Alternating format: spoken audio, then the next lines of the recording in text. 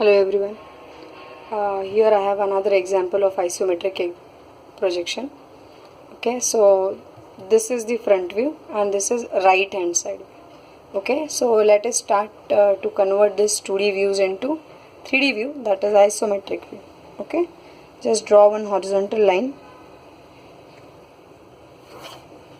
Randomly mark any point O. Then take an angle of 30 degree over it on both the sides. This is the standard procedure for cube, right? You have to follow it every time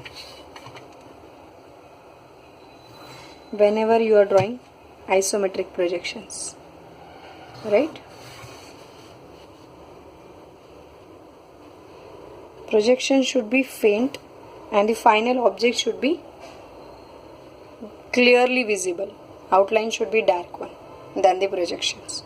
Okay, now as we all know that front view is here and right hand side view is given, so our front view has to be over here so that we will get our right hand side view on the right hand side of the front view, right? So this is our front, this will be our front view, and on the right we will get right hand side view, this one.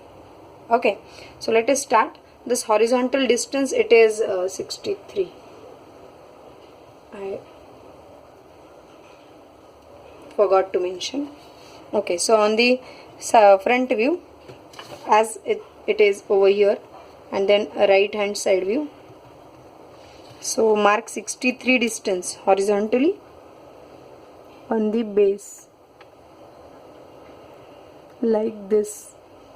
Okay, so just draw parallel line to this, and then height would be 37 plus 10, it is 47.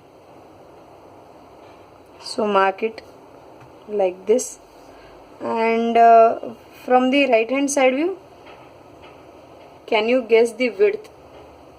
It's 20 plus 10 plus 10, that is 40, right? So base would be 40 for right hand side view. Now just draw parallel lines through all those points which you got for the projections, for conversion of your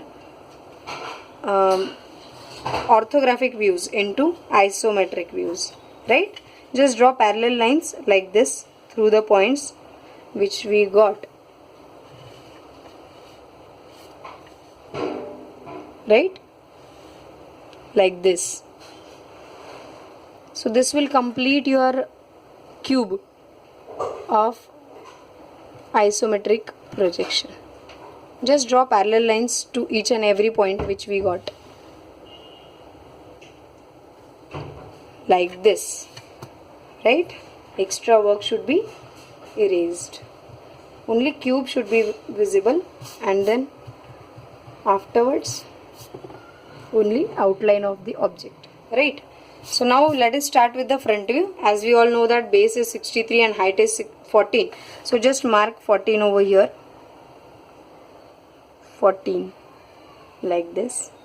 Okay, on both the sides, or else simply just take one point and roll it up to here and draw a line, but that should not meet end because we have some space left from the outer line of the front view. Okay, so this is the L shape view, and that we will complete as we know that it's that distance is 10 mm. So just draw parallel line through it and drop it down like this, and now it will meet over here to your base, right? And from this side just draw a parallel line of 14 mm through this point. As you can see, it is also a 14 mm line like this, right? Just mark another point. Okay, that we will do afterwards. First we will complete our front view, and then in regards with that, in relation with that, we will complete our top view also, right? Okay, so as you can see that this is our side view, Okay, from this, if your base appears over here, your side view appears over here, but as we know that it's a gap, so it's a hollow portion and there is just a wedge over there, so that wedge is filled only, but this portion is hollow, right? So your top view, that means this portion would be over here. That means whatever the shape like this which we are going to draw, but that would not be over here in this side view, as it's a hollow portion, as you can see. So that portion will be at the end of top view, right? Outline of your top view, right? So just mark 20, 10, 20 and 10 on the top view. 2 points only, like this. Okay, so just drag one parallel line over here like this, and now if this is your 10 point, or simply first draw middle box like this, and then the inclined portion, but where it will meet, that in front view it shows that it's a 10 mm distance, right? It's a 10 mm distance, so we'll just mark 10 mm down from this point, right? And just by joining this, we will get 2 points where we can directly join the inclined portion like this. Okay, and same way on this side also.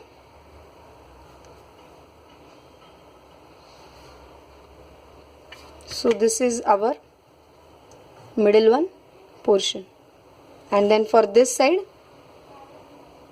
it would be again, if it's a 10 mm distance, generally what happens, from this side we cannot see this remaining portion. Okay, it will be directly going down, but where exactly, that we can guess through this point. Okay, so just draw this line.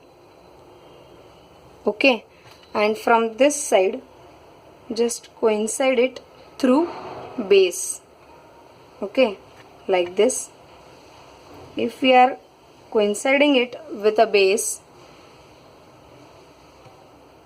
then this would be the point where exactly that meet, right? And when we are drawing a perpendicular line, that means vertical line through this, then that would be, this would be the point. Then your point would be, as your drawing would be like this. We are just extending it like this, and this would not be the end. On this line view, actually on this cube we are joining the points, but exactly it is like this because it is dropping down. There is inclined portion over there, right? I am making somewhat dark to it so that you can guess easily which portion we are recognizing for further joining. Okay, so this is not the part. I will just darken it little bit up to this only. Okay, and this, right? Now we are going to draw this wedge.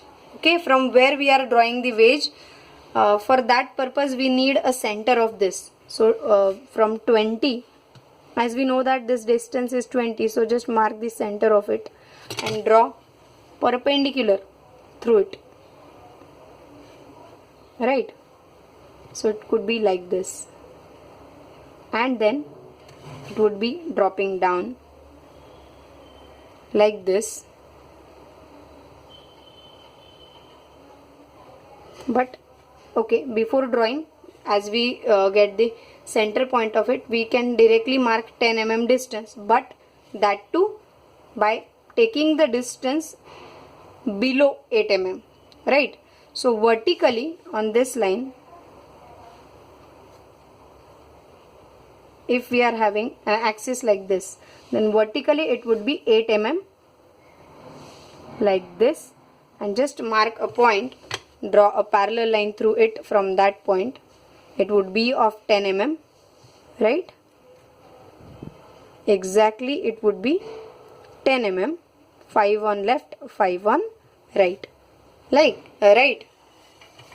Just drop down the distance as in perpendicular one, like this, and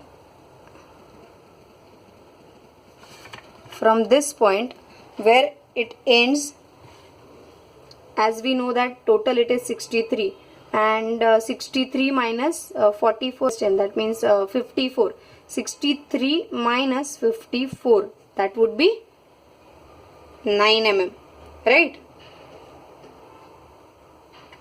So from this side, from here horizontally it would be, as we know that it's a center, that is 20. Okay, its center is 20. Then vertically just draw center of it, and through this point parallel to this surface just mark 9 mm from this point on this side. Okay, so it is 9 over here. So this would be your base, like this, 5 on left, 5 on right, like this, and just join those 2 points directly as it's a wedge, right? And now just join this base. So this will complete your whole object, but the base portion is remaining. Okay, I am just little bit making it dark. Okay. Okay, and then the base portion. So as we know that central one, from center it is 10, total it is 10 base. So from center on left 5 and right 5. Okay, just mark it like this, 5 on this side, 5 on this side, and also at a distance of 8 mm, that means on this line 8 mm distance. How much it could be? Like this, it would be 8. Now on this line total distance it is 19, so half of 19 would be 9.5, right? So 9.5 on one side and 9.5 on the other side.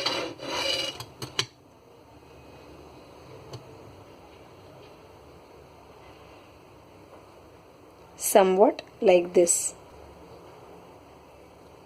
9.5, 9.5.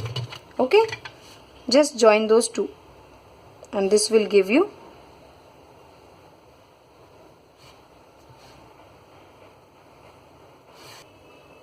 the final object drawn, right?